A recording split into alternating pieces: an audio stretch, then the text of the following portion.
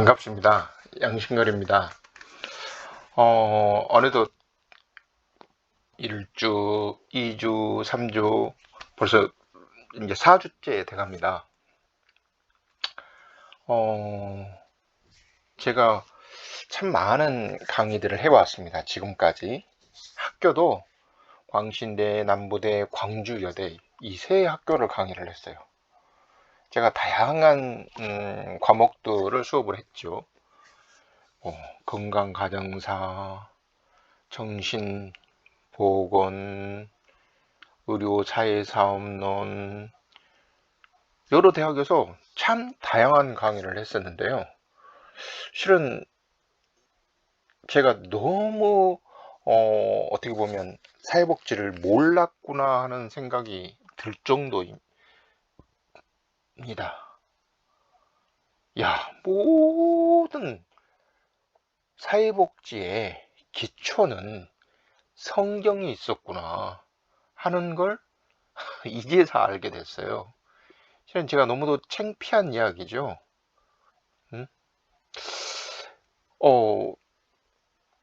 이 지금 세상에 나와 있는 모든 사회복지는 성경에서 시작되었구나 하는 것을 알게 된 겁니다. 그래서 너무 정말 창피하다는 생각을 너무너무 많이 하게 되는 과목이 실은 이 지금 교회와 사회복지라는 과목입니다. 너무 부끄럽다는 생각을 너무 많이 하게 됐고요. 또 나름대로 회개도 하게 됐던 상황입니다. 하나님이 이 복지를 그려 놓은 게 이 성경에 다 나와 있구나 하는 것들을 알고 난 다음에 너무 정말 창피하다는 생각을 너무너무 많이 하게 됐어요. 자, 성경에 한번 보시면 성서에 나타난 사회복지, 출애굽기에서 보면 사회복지 사상에 어떤 것들이 나와 있을까요? 하나님의 언약서인 출애굽기에서는 하고 이제 이야기를 합니다. 교회 사회복지의 구체적인 대상을 명시를 아예 해버렸습니다. 그리고 실행 방법에 대해서도 잘 제시를 해주고 있습니다. 그 대상을 위한 복지를 가난한 자, 그 다음에 이스라엘 내에 있는 외국인들, 또 과부와 고아, 노예를 중심으로 살펴볼 것입니다. 출애굽기에 이 많은 대상자들이 나와 있어요. 가난한 자, 이스라엘 내의 외국인, 과부와 고아, 노예를 다 복지를 어떻게 해라 하고 이야기를 해놨습니다. 이게 지금 창세기, 출애굽기를 레위기 뭐 이러잖아요. 창세기, 출애굽기.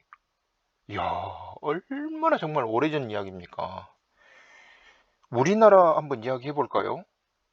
저는 이제 병원에 주로 근무를 했던 사람이라 병원에 대해서 이야기를 한번 하면요.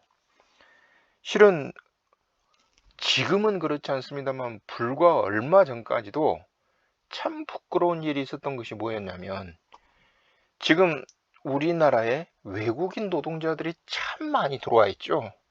또 다문화, 여러 문화를 가지고 있는 외국 사람들이 우리나라에 시집도 오기도 하고 참 많습니다. 여러분 잘 아시죠? 근데 정말 기가 막힌 건 외국인들이 우리나라에서 막 일을 해요. 3D 업종에서 일을 한다고 하죠. 정말 힘든 곳에서 막 일을 하는데 그 사람들이 어쩌다가 기계를 잘못 달아서 혹시라도 손가락이 하나 절단되잖아요. 그러면 이 회사에서 그 돈을 다 지불해 주는 것도 아니었습니다. 그런다고 해서 우리나라 안에서 우리나라 사람들의 일을 대신 어려운 일들을 해주는데도 불구하고 의료보험이 적용이 되질 않았어요. 그리고 우리나라에 있는 중소기업을 운영하는 이 사람들이 정말 나쁜 사람들인데, 이 사람들이 이 외국인 노동자들이 이렇게 아프고 팔이라도 혹시 잘린다든지 이러면 그들이 출국 조치를 했습니다. 얼마나 못된 짓이에요, 정말이. 그런 일들이 비일비재했죠.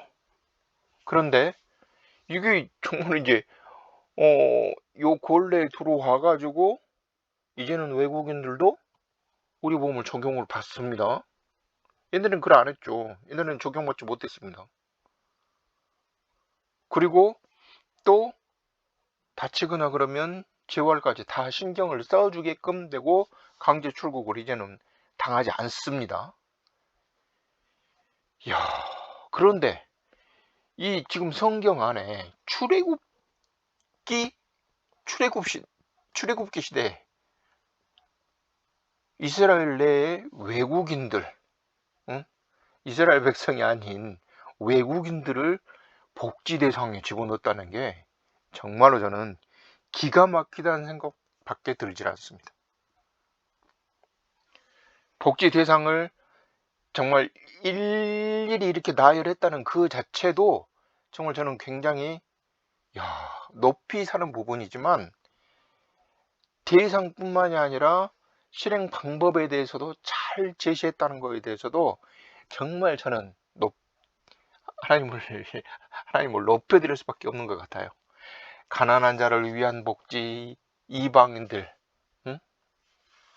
그러죠. 하나님을 믿지 않는, 예수님을 믿지 않는 이방인들을 위해서도 복지를 어째요? 추구했다는 겁니다. 지금 우리 여러분들이 이렇게 레포트 내신 거 보면 어떤 분은 그런 이야기를 하셨더라고요. 작성을 하셨더라고요. 레포트에. 우리가 지금 교회에서 사회봉사를 하게 되면 전도에다가 포커스를 절대 맞추면 안 된다. 그냥 봉사는 말 그대로 아무 대가성 없이 봉사를 하게 되면 기독교를 어떻게 본다고요? 네. 야, 정말 기독교가 선한 일을 하구나. 내가 한번 기독교를 믿어봐야 되겠구나 하는 생각을 가질 수 있게끔 아무 대가가 없이 그냥 봉사를 해야 되는 겁니다. 근데 이 출애굽 시대에 이방인들을 위한 복지를 제시했다는 게 얼마나 대단한 이야기입니까? 믿지 않는 사람들. 실은 우리 믿는 사람들한테 그 복지 제공을 하려고 해도 벅찰 텐데 믿지 않는 사람, 이방인들도 복지 안에 집어넣습니다. 그리고 지금 현재도 고아와 가부들을 위한 복지가 세밀하게 이루어진다고 물론 나름대로 고아원들도 있죠. 고아원들도 있고 과부를 위한 복지도 있습니다. 그런데 출애굽 시대에 과를 위한 복지를 했다는 거? 또 하나 참 기가 막힌 이야기입니다만 노예를 위한 복지를 했어요. 정말 놀랍죠. 노예를 위한 복지를 했습니다. 참 기가 막힌 이야기입니다만 우리나라도 그랬죠. 세종시대 때 노예들한테 저기를 줬습니다. 유아휴직을 줬습니다. 아이를 낳게 되면 유아휴직을 남자한테 며칠 쉬라는, 남자한테, 여자는 당연한 거고요. 노예도. 그러니까 이제 종들한테 우리나라도 세종시대 때 그런 복지를 줬습니다. 세종이 이게 여종의 남편이죠. 애를 낳으면 유아휴직을 며칠 할 수 있게끔 하는 제도가 있었습니다. 여러분 처음 들어보실 분도 있을 것 같아요. 근데 실은 유아휴직을 줬던 게 있었습니다. 근데 이건 세종 때라고 그러지만 그것도 참 대단한 거라고 생각되지만 창세기 출애굽기, 이야, 역사적으로도 어마어마한 시대 때 노예를 위한 복지를 했다는 거 너무너무 대단한 거 아니겠어요? 그러죠. 지금도 인도 같은 경우는 계급층이 10계급층이 있다고 이야기를 해요. 그러니까 얼마나 정말로 창피한 이야기입니까? 그런데 이 시대에 를 위한 복지를 뒀다는 건 정말 대단하다고 생각할 수밖에 없을 것 같아요. 또 성서에 나타난 사회복지를 보면 레위기 및 신명기의 복지사상 보면은요, 출애굽기와 마찬가지로 레위기서와 신명기서에도 사회적인 약자들인 가난한 자들, 고아와 가부, 그리고 노예를 존중하고 돌보는 규정들, 법들을 만들었어요. 그뿐만 아니라 이런 사회적인 약자들을 위한 몇 가지 복지 제도들이 시행되고 있었습니다. 그것들을 한번 자세히 이렇게 들여다볼 필요가 있을 것 같은데요. 먼저 레위기 25장 한번 봐볼까요? 레위기를 보시면 레위기를 한번 읽어보려고 합니다. 창세기, 출애굽기, 레위기 그러죠. 레위기 25장. 실은 제가 이 온라인 수업이라고 하는데 이 수업을 좀 굉장히 실은 저한테는 참 안 맞는 수업인 것 같아요.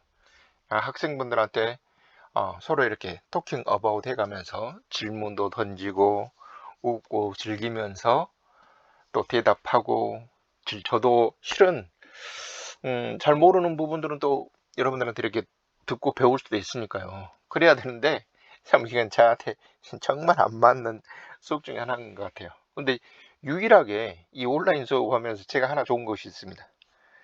학교에 저랑 한번 만나 뵌 분들도 있었습니다만 이렇게 마스크를 쓰니까 저는 이게 손에 손가락에 물기가 전혀 없어서 이 성경을 잘 넘길 수가 없어요. 그럼 침을 멜롱하고 침을 발라야 되는데 이게 잘 안 되더라고요, 실은.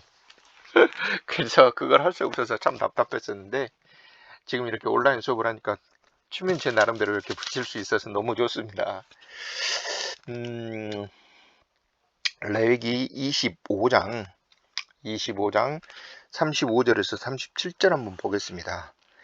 내 형제가 가난하게 되어 빈손으로 내 곁에 있거든 너는 그를 도와 거류민이나 동거인처럼 너와 함께 생활하게 하되 너는 그에게 이자를 받지 말고 내 하나님을 경외하며 내 형제로 너와 함께 생활하게 할 것인즉 너는 그에게 이자를 위하여 돈을 구워주지 말고 이익을 위하여 내 양식을 구워주지 말라. 참 기가 막힌 이야기죠. 여러분 집에 또 저 같으면요, 저희 집에 딸 아들, 그 다음에 저와 아내가 있어요. 근데 이 네 사람이면 이렇게 동거하는 동거인처럼 어떻게 하라고요? 내 형제를, 가난한 사람들을 대하라는 겁니다. 똑같이 동거인처럼. 그럼 지금 내 아들, 딸, 아내가 생활하는 것처럼 똑같이 먹고 똑같이 자고 똑같이 생활을 해야 되는 거예요. 이렇게 하라고 성경에요. 참 기가 막힌 이야기입니다만 동거인처럼 생활하게 하되 하고 아예 그냥 딱 못 박아 버립니다. 그리고 이자도 받지 말라고 합니다. 지금 보면 지금 시대도 돈 한 번 빌리면 은행도 마찬가지지만 대부업체들 이자 받아갖고 돈놀이 하는 거 아니에요. 근데 이 시대에 돈을 빌려주고도 어째요? 이자를 받지 말라고 합니다. 먹을 것도 마찬가지입니다. 먹을 것도. 양식을 구워주는데도 이익을 바라지 말고 주라는 겁니다. 아예 이익을 바라고는 구워주지 말라 하고 명령을 하세요. 정말 대단하죠? 야, 성경에 사회복지를 이렇게 세밀하게 열거해 놨다는 그 자체. 지금 만약에 여러분들 집에 지금 예를 들어서 우크라이나 전쟁이 있습니다만 그 난민들을 불러와 가지고 동거인처럼 그냥 생활하게 할 수 있을까요? 지금 폴란드라는 나라가 우크라이나인들이 막 국경을 넘어오니까 그분들을 정말 잘 돌봐주잖아요. 근데 정말 동거인처럼 내 집에 데려와 가지고 그렇게 막 섬겨주고 할 수 있을까요? 참 의문이 듭니다, 실은 저는. 근데 성경에 하나님이 이렇게 세밀하게 나열을 해 놓으셨어요. 자, 그 다음에 신명기 한번 볼까요? 또 신명기? 야, 신명기를 봐도 참 대단합니다. 신명기 15장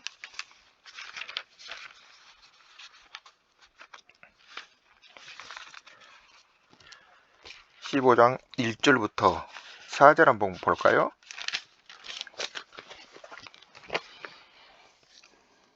매 7년 끝에는 면제하라. 이거 뭘까요? 안식년 이야기하는 것 같습니다. 매 7년 끝에는 면제하라. 빚인 모든 것들을 빚을 다 면제해버리라는 겁니다. 면제의 규례는 이러하니라. 그 이웃에게 구워진 모든 채주는 그것을 면제하고 없어져 버리고 그 이웃에게나 그 형제에게 독촉하지 말지니 이는 여호와를 위하여 면제를 선포하였음이라. 누구를 위하여? 여호와를 위하여 면제하였음이라. 야, 선포하였음이라 하고 이야기를 하셔버립니다. 면제를 선포하였습니다. 이방인에게는 내가 독촉하려니와 내 형제에게 구워준 것은 내 손에서 면제하라. 그래요. 이방인들에게는 구워준 것을 독촉하려니와 내 형제에게 구워준 것은 어찌라고요? 면제해버리라는 겁니다. 내가 만일 내 하나님 여호와의 말씀만 듣고 내가 오늘 내게 내리는 그 명령을 다 지켜 행하면 내 하나님 여호와께서 내게 기업으로 주신 땅에서 내가 반드시 복을 받으리니 너희 중에 가난한 자가 어떻게 된다? 없으리라 하고 이야기를 하셔버립니다. 그러니까 그만큼 못 받는 것에 대해서 어째요? 하나님이 더 큰 복으로 주셔버립니다. 자, 여기서 이제 또 15장 9절에서 10절 한번 보시게요. 9절에서 10절. 삼가 너는 마음에 악한 생각을 품지 말라. 곧 이르기를 7번째 해 면제년이 가까이 왔다 하고 내 궁핍한 형제를 악한 눈으로 바라보며 아무것도 주지 아니하면 그가 너를 여호와께 호소하리니 그것이 내게 죄가 되리라. 10절 너는 반드시 그에게 줄 것이요 줄 때는 아끼는 마음을 품지 말 것이니라. 이로 말미암아 내 하나님 여호와께서 내가 하는 모든 일과 내 손이 닿는 모든 일에 내게 복을 주시리라. 참 기가 막힙니다. 또 신명기 10장 18절 한번 보죠. 신명기 10장 18절. 이방인에 대한 겁니다. 고아와 과부를 위하여 정의를 행하시며 나그네를 사랑하여 그에게 떡과 옷을 주시나니. 그랬죠. 옛날, 아니 지금 시대에도 무전 여행이라 해갖고 돈을 갖지 않고 여행을 다니는 분들도 있습니다. 근데 우리나라도 그랬죠. 이렇게 나그네들이 가다가 좀 얻어먹겠습니다 하면 베풀어 줬던 것들도 있습니다. 근데 참 기가 막힌 건 성경에 하나님이 정말 세밀하게 거론을 해 놓으셨어요. 고아와 과부를 위하여 정의를 행하시며. 하나님이 물론 이 천지 창조하시고 우주 만물을 창조하셨는데 그 세밀하게 딱 집어갖고 고아와 과부를 위하여 또 나그네를 사랑하여 그에게 떡과 옷을 주시나니 하고 이야기를 했습니다. 하다못해 나그네도 신경을 쓰셨다는 거예요. 대단하죠. 그리고 노예를 존중하고 돌보는 규정을 뒀다 이랬습니다. 또 여기 이제 신명기 8장 2절을 한번 볼까요? 네, 하나님 여호와께서 이 40년 동안에 내게 광야길을 걷게 하신 것을 기억하라. 이는 너를 낮추시며 너를 시험하사 내 마음이 어떠한지 그 명령을 지키는지 지키지 않는지 알려 하심이라. 또 14절 한번 내 마음이 교만하여 내 하나님 여호와를 잊어버릴까 염려하노라. 여호와는 너를 애굽 땅 종 되었던 집에서 이끌어내시고. 노예를 존중하고 돌보는 규정을 두셨다는 겁니다. 이 시대에 노예를 어떻게 해라는 규정들을 만드셨습니다. 그뿐만 아니라 사회적인 약자들을 위한 몇 가지 복지 제도들이 시행되고 있었는데요.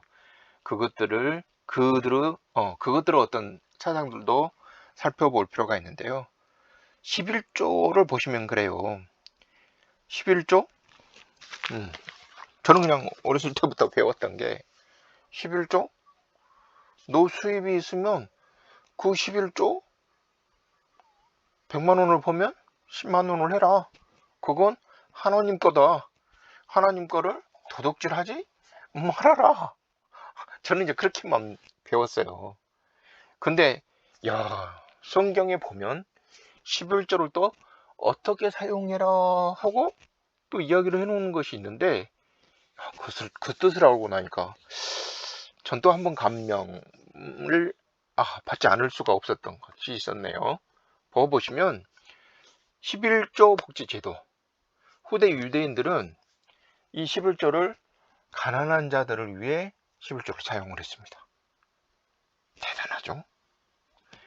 안식일 복지제도, 이 안식일 복지제도라는 건 정말 대단한 것 같아요. 지금도 실은 이 안식일을 써먹죠. 그러잖아요. 월, 화, 수, 목, 금, 토 열심히 일을 하고 그 다음에 언제 쉬어요? 주일날, 안식일날 쉬어라. 사회적인 약자, 종과 나그네들의 유식과 예배를 위해서. 그러니까 종들이나 이런 사람들도 다른 날은 다 일을 하더라도 그 날만은 뭘 했어요? 하나님께 예배를 하기 위해서 쉬게 했습니다. 쉬게. 응? 하루 또 잘 쉬고 6일을 열심히 일을 할 수 있게끔 만들었죠. 그 다음에 또 하나 보면 안식년 제도입니다. 안식년 제도 복지제도인데요. 사회적 약자인 가난한 자들과 참 기가 막힌 이야기입니다만 짐승들까지도 쉬게 했습니다. 채무를 가진 자들은 안식년에는 채무를 면제해 주기까지 했죠.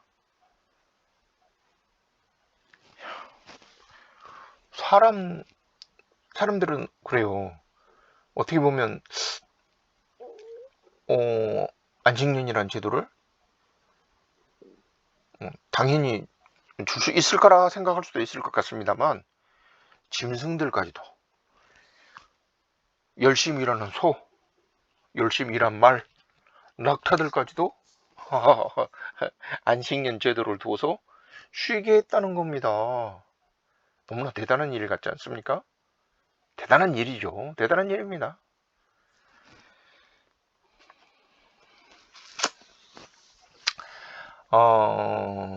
교회 사회복지 성경적 기초요약, 틀로 이렇게 마련되어 있는 거 보시면요, 구약성경 출애굽기 사회복지 사상은 실천 프로그램이 가난한 자들을 위한 복지, 이방인들을 위한 복지, 과부와 고아를 위한 복지, 노예를 위한 복지.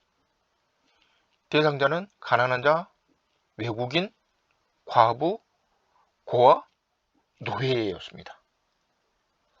또 레위기 신명기의 사회복지 사상을 보면 11조 복지제도, 안식일 복지제도, 안식년 복지제도, 희년 복지제도.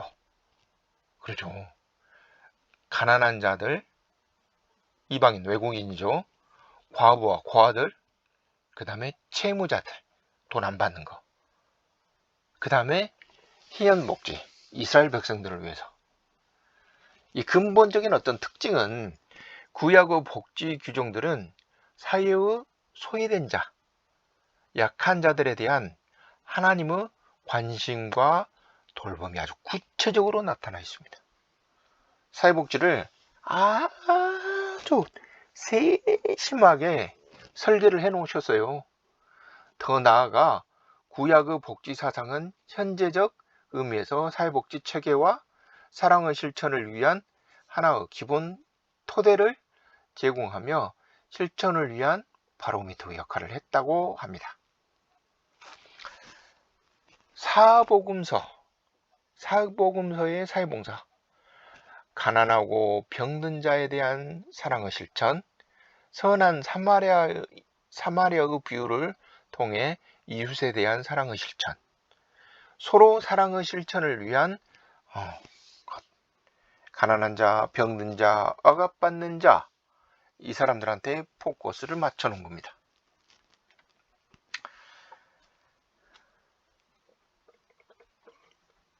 자, 하루에 1달러면 우리나라 돈으로는 한 1200원 정도 할 것 같아요. 하루에 1200원으로 생활하는 인구 비율입니다. 동아시아, 중국, 태평양 연안 퍼센티지가 굉장히 높죠. 참, 인도도 물론이거니와 지금 보면 이제 여러 대륙 중에 아프리카 대륙이 가장 심각한 상태예요. 중국도 마찬가지죠. 중국이 그냥 워낙 인구가 많다 보니까 다 커버를 할 수 없는 상황이니까 그러겠죠. 그 다음에 동유럽 지역과 그 다음에 이제 중앙아시아 쪽, 라틴 아메리카계, 그 다음에 카브리 해연안, 그 다음에 북아프리카, 중동 지역도 심각하죠. 이번에 이제 아프가니스탄 이런 데도 보면은 참 빈곤에도 시달리고 있는 것들을 너무도 많이 볼 수가 있잖아요. 그래요. 하루 1달러 1200원입니다. 1200원으로 생활을 할 수 있다. 우리나라 같으면 한 끼에 몇천 원 이내, 군인들도 한 끼 식사를 매 돈으로 이렇게 배정이 돼 있네. 뭐 우유는 나오네 안 나오네 막 이런 정도 이야기 할 정도인데, 하루 생계비가 1달러도 못하는 상황이 너무 비일비재하는 상황인 것 같습니다. 가난한 문제를 보는 현대 사회적인 관점은 무엇일까요? 가난한 문제. 이 가난한 문제를 보는 현대 사회적인 관점은 무엇이라고 여러분들은 보십니까?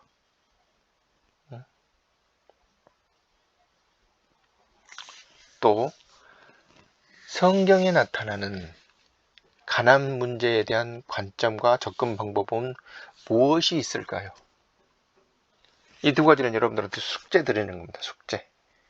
한번 숙제를 제출해 봐 주시면 좋을 것 같은데요. 1, 2번이에요. 가난한 문제를 보는 현대 사회복지적 관점은 무엇인가? 두 번째, 성경에 나타나는 가난한 문제에 대한 관점과 접근 방법은 무엇인가 하는 것을 여러분들한테 이번 주 또 숙제 드려봅니다. 여러분들이 한번 뭐 목사님이 됐던 전도사님이 됐던 그 어떤 분들한테 또 문의해 보셔도 좋습니다. 이걸 알아보신다는 그 자체만으로도 여러분들한테는 이게 공부가 되실 거라고 생각을 하니까 한번 알아보시면 좋을 것 같아요. 오늘날 그리스도인과 교회가 직면한 도전은 도대체 무엇일까요? 하나님 앞에서 자신의 삶을 어떻게 살아야 하는지 실천적 원리를 제시할 수 있을 것으로 기대합니다. 그리스도인과 교회가 직면한 도전 과제는 무엇일까요? 우리나라 사람들 정말 못 살지 않습니다. 못 사는 사람들 극히 참 드물어요. 정말 직면한 과제는 무엇일까요? 한번 생각해 보시면 좋을 것 같습니다. 자, 사복음서 신약성경입니다. 사복음서의 사회봉사, 가난하고 병든 자에 대한 사랑의 실천, 선한 사마리아인의 비유를 통한 이웃에 대한 사랑 실천, 서로 사랑의 실천을 위한 새 계명, 가난한 자, 병든 자, 억압받는 자, 어려운 이웃이 대상이 되겠죠. 사도행전의 사회봉사, 처음으로 조직 및 제도를 통한 구제 실천을 시작했죠. 이때부터 이제 집사 제도가 도입이 됐습니다. 과부 및 고아, 공동체 내의 약자들. 바울 서신을 통한 사회봉사도 있습니다. 하나님의 사랑과 성령의 은혜에 기초한 사회봉사. 대상자 과부, 고아, 병든 자, 공동체 내의 약자들, 어려운 다른 공동체들을 보는 겁니다. 이 근본 특징은 뭘까요? 복음서에서 보여준 사회봉사는 바로 이웃 사랑이 그 핵심 내용입니다. 내 이웃을 내 몸과 같이 사랑하라 하고 명령하셨죠? 그래요. 예수님이 가르치시고 몸을 보이신 사랑의 실천은 교회 사회봉사의 기초이며 기준이 되는 실천적 모델이 되는 것입니다. 사도행전에서는 교회가 처음으로 조직 및 제도를 통해 사랑으로 구제를 실천하였으나 그 대상은 매우 제한적이었어요. 어떻게 보면 지금 시대가 그런 것 같아요.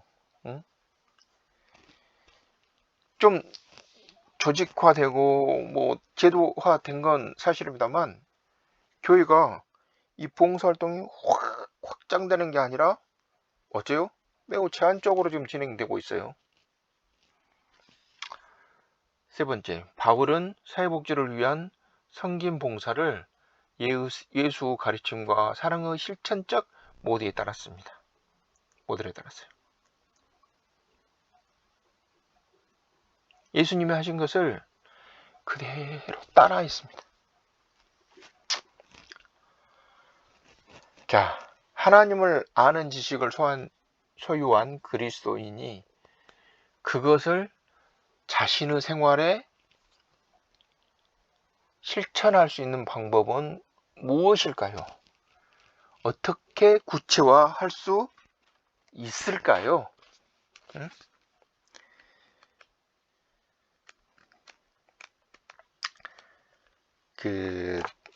총신대 손병덕 교수라는 분이에요. 책자가 그 책자인데요. 도대체 하나님을 아는 지식을 소유한 그리스도인이 그것을 자신의 생활에 실천할 수 있는 방법은 무엇이 있는가 한번 생각해 보자는 겁니다. 그리고 그걸 어떻게 구체화시킬 수 있는가. 하나님을 안다고 합니다. 그래서 저도 뭐 그런 말들을 덜어 하죠. 여러분들도 했을 거라 생각합니다. 근데 그것을 이 생활에 녹아들게 해가지고 어떻게 실천할 수 있을까? 응?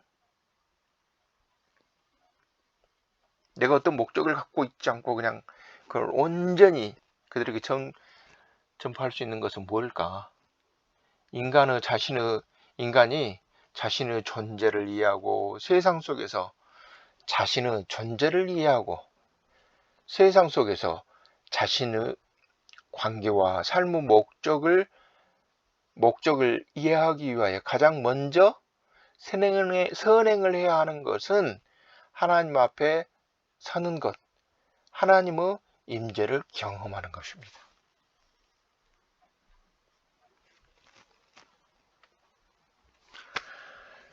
제2장 성서에 나타난 사회복지, 구약 성서의 사회복지. 다시 한번 이제 보게 될 것 같은데요. 창세기의 복지사상, 인간을 하나님의 형상으로 창조하였다는 하나님과의 관계를 찾아야 합니다. 인간을 하나님이 진짜 그러죠. 뜬금없이 예를 들어서 뭐 물고기 같이 만들었다. 뭐 그 실체는 없지만 뭐 예를 들어서 인어 공주 같이 그렇게 만들었다. 그런 게 아니에요. 인간을 하나님이 누구처럼 만들었어요? 하나님의 형상으로 창조를 하셨습니다. 그게 복지예요. 다르게 이야기할 수가 없습니다. 그리고 제가 말씀드렸지만 이 지구를 만드셔갖고 지금 누구를 위해서 이 지구를 만드셨어요? 이야, 참 기가 막힌 이야기입니다만 그 지구를 사용하고 있는 거 우리예요. 응? 그 누가 사용하고 있는 게 아니고 이 지구를 만들어가지고 너네들이 잘 사용해 먹어라. 그거를 하나님이 이야기하고 계신 겁니다. 응? 우리 원미숙 집사님한테 야, 너를 내 형상대로 만들었다. 응? 그 이상 정말 복이 어디가 있어요. 내 아버지 하나님 형상대로 만드셨다. 이 지구를 사용해가지고 응? 우리 김경유 집사님한테 사용해라. 여기서 네가 많은 것들을 누리고 살아라 하고 하나님께서 만들으셨다는 거예요. 참 대단하죠. 응? 우리 송소영 집사님한테 소영아, 너는 누구 형상대로 만들었다? 응, 하나님 형상대로 만들었다. 이야, 정말 대단한 거 아니겠어요? 기독교 사회복지는 단순한 자선 차원이 아니라 하나님의 형상 회복이라는 구원론적 신앙의 의미로 포함하고 있습니다. 정말 대단한 거죠. 하나님의 형상을 회복하는 출애굽기 복지사상, 가난한 자, 이방 나그네, 과부와 고아, 노예를 위한 구체적으로 그 대상을 열거해 놓으셨다는 거. 이야, 정말 기가 막힌 이야기 아니겠어요? 성경에 나타난 가난한 사람들을 향한 배려가 교회 역할에 주는 시사점은 또 무엇일까요? 응? 이것도 한번 여러분들이 생각해 보시면 좋을 것 같아요. 여러분들 나름대로 또 뭐 레포트 거기다 이렇게 숙제에다 적어 보세요. 예수님은 경제 사적으로 낙후된 도시 중 하나인 어디 지방을 중심으로 가난한 사람들 대상으로 하셨을까요? 어느 지역을 정말 이렇게 주로 많이 돌아다니셨을까요? 잘 아시죠? 나사렛입니다. 나사렛 지방 중심으로 가난한 자들을 위해 복지 활동을 참 많이 하셨습니다. 레이기 복지 사상은 안식년, 휴경한 땅에서 자연적으로 성장하며 열매 맺는 수확물을 그대로 두어 가난한 자나 동물의 식물들이 되게 하셨다는 거. 그래요. 그때 당시에도 이제 뭐 계속 이야기합니다만 뭐 이방인들, 고아들, 뭐 과부들 뭐 이런 사람들한테 이야기도 할 수 있는데 동물 복지에도 신경을 쓰셨어요. 동물한테 안식년에는 그 휴게한 땅에서 혹시 자라고 있는 자연적으로 자라가고 성장하는 그런 열매들을 마음껏 먹게 하렸습니다. 동물들에게.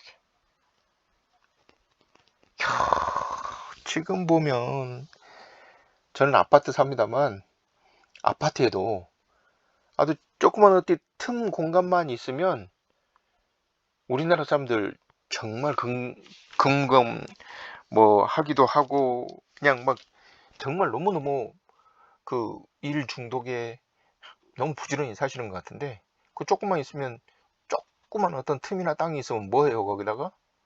예, 바로 거기다가 뭘 심습니다. 뭐 상추도 심기도 하고 뭐 부추도 여러 가지 심어갖고 막 먹죠. 응? 이렇게 뭐 안식년 휴경지 땅이 어디가 있습니까? 저는 필리핀이라는 나라를 한번 가보고 정말 깜짝 놀랐던 적도 한 번 있는데요. 필리핀이요. 사람들이 너무 아무튼 게을러요. 그냥 뭐 이렇게 땅이 노는 땅들이 너무 많습니다. 우리나라는 노는 땅 보기 힘들죠. 아주 조그만 공터만 있으면 거기다가 별의별 거 다 심어 갖고 먹어요. 근데 야, 이때 안식년에 땅을 쉬게 해가지고 그거를 동물에게도 그 식물을 먹게 했다는 거. 야, 정말 하나님이 하신다는 건 정말 너무나 대단한 것 같아요. 희년, 안식년이 7번 되는 거죠. 7번 거듭된 다음에 50년째의 해 빈부격차를 줄이고 세습적인 노예제도 방지의 목적을 둡니다. 또 이제 신명기의 복지 사상을 보면 가난한 자를 위한 11조를 소외된 자를 위한 사회복지 사회구제기금으로 활용을 합니다.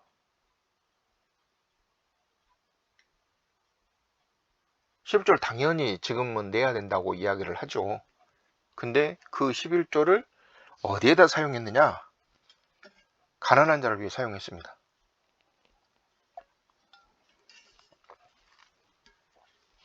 신명기 그 시대, 구약시대죠. 참, 이때 11조를 가난한 자를 위해 썼어요. 또 신명기 시대에 사회복지를 위한 인권 존중 사상을 사회정의를 실천하고자 하는 의지가 굉장히 강했죠. 인간 존중에 모든 포커스를 맞췄습니다. 이제 잠언서에 또 보시면 하나님을 경외하는 것이 지혜로운 삶이라는 것을 보여줍니다. 잠언서의 복지 사상에서는.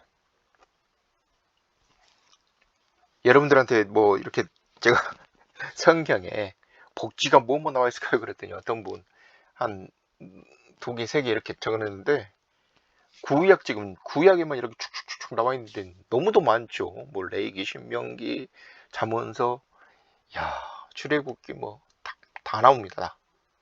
너무 많죠. 다음 볼까요? 구약 성서에서 나타난 사회복지 사상의 일반적인 측면이 있는데요. 약자들의 생존권 보장을 규정하고 있습니다. 구약 성서에. 뭐 신약 성서로 그러면 그래도 조금 이렇게 가까운 감이라도 있잖아요. 근데 구약 성서에 사회적인 약자 생존권 보존을 법으로 규정을 했어요. 11조 안식년, 희년법, 이건 뭐예요? 분배의 정의입니다. 분배를 하는 거예요. 응? 정말 대단하죠? 이 뿔을 공정하게 분배를 해가지고 불평등을 가급적이면 없애려고 억제했다는 겁니다. 그 다음에 사회 계급을 타파하여 노예를 해방하는데 이 구약시대에, 그러니까 하나님 앞에 실은 모든 백성이 평등하지, 모든 하나님 백성들이 다 평등하지 계급을 나눌 수가 있겠어요. 응? 하나님이 그 노예 해방, 사회 계급을 타파하는데 굉장히 구약시대에 노력을 기울이셨습니다. 그리고 또 보면 죄인이나 살인범, 인권보호 등을 위한 도피성 법 규정도 구약성서에 만들어놨습니다.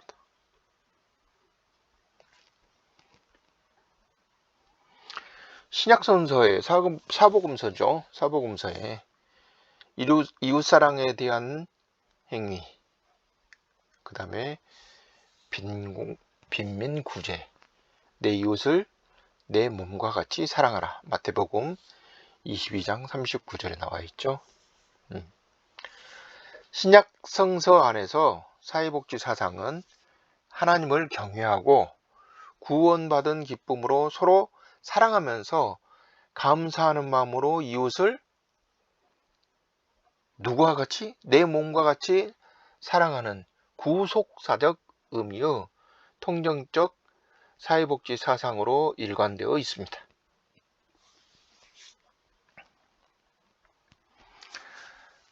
사복음서 이외의 신약성서에 나와 있는 건데요. 사도행전, 고린도 전후서, 그 다음에 빌립보서, 에베소서, 야고보서, 요한일서에 나와 있는 내용들입니다. 사도행전, 공사적인 사회사업, 종교 공동체의 사회사업. 고린도후서, 하나님이 주신 은사 가운데 사회복지를 행하는 것이 포함되어 있습니다. 은사를 가지고 사회복지를 행하는 거. 자, 빌립보서에는 사회복지 활동을 겸손한 마음으로 행해야 한다 하고 이야기를 하고 있어요. 빌립보서에. 에베소서, 사회복지 실천 방법의 근원인 하나님을 본받아야 한다 하는 내용들이 나와 있습니다. 야고보서 과와 과부를 환난 중에 돌보라 하고 나와 있네요. 야고보서 제가 지금 오탈자를 쳐놓은 것 같은데요. 야고보서 한번 봐볼까요? 성경 말씀 야고보서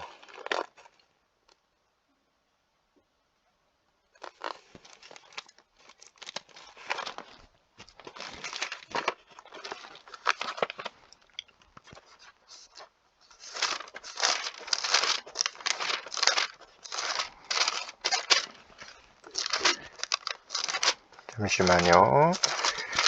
자, 야고보서 1장 27절.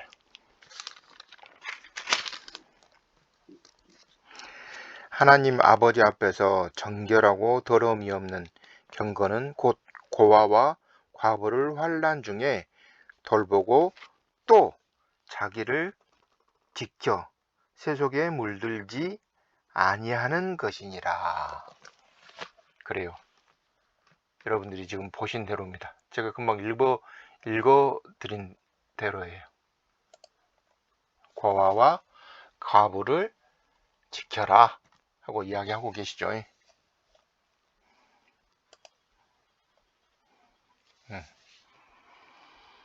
요한일서에 현재를 사랑하고 오직 행함과 진실함으로 사랑하라.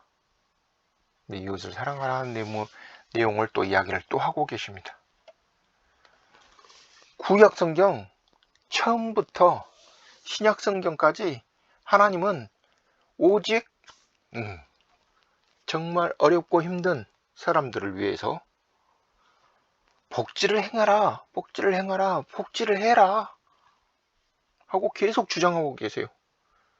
우리들한테 명령을 계속하고 계십니다. 성경에 참 다양한 것들이 있죠. 지금 이 슬라이드, 여러분들이 보고 계시는 이 슬라이드를 보면 사도행전, 고린도전서, 빌립보서, 에베소서, 야고보서, 요한일서, 하나님이 사회복지를 이렇게 해라, 이렇게 해라, 이렇게 해라 하고 그냥 세세하게 전부 다 나열을 해 놓으셨어요. 참 많은 부분에 하나님이 복지를 이야기해 놓으신 것을 여러분들은 오늘 보셨을 수 있었죠? 그래요. 하나님이 사회복지를 할 때 우리 성경에서 말하는 듯이 오른손이 아닌 것을 왼손이 모르게 하라 했는데 그대로 복지를 실현하셔야 됩니다. 사회복지는 해도 되고, 교회에서 사회복지는 해도 되고 안 해도 되는 것이 아니에요. 하나님이 주장하시는 건 뭐예요? 반드시 하라입니다. 여기도 보면 사랑하라, 돌아보라, 그렇게 명령을 하고 계시는 겁니다. 해도 된다. 과거 가부를 돌봐도 된다. 이게 아니라 반드시 돌봐라 하고 이야기하고 계세요. 하다못해 사람 아닌 동물한테도 하나님께서 섬세하게 뭘 하셔요? 예, 복지를 하라고 이야기를 하십니다. 참 대단한 이야기죠. 하나님의 명령입니다. 여러분들이 보셨던 이 장에서 보셨던 하나님의 명령을 여러분들 잘 준행하셨으면 좋을 것 같습니다. 적은 교회는 적은 교회대로, 큰 교회는 큰 교회대로 하나님이 반드시 이렇게 하라고 합니다 하고 이야기하고 계시니까 그대로 하나님을 믿는 성도들에게 이야기를 하셔가지고 반드시 행하셨으면 좋겠다는 생각이 듭니다. 오늘은 여기까지 하는 걸로 하겠습니다. 너무 감사합니다.